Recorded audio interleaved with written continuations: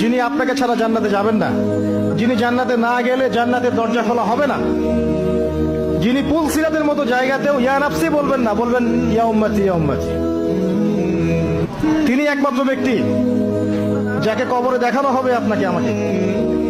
তিনি একমাত্র ব্যক্তি যিনি অঝর নয় না আমাদের জন্য কেঁদেছেন রাতের বেলা আল্লাহর কাছে, যিনি হাউজে কাউসারে থাকবেন আমাদের জন্য, যেটা আমরা পানি পান করতে পারি।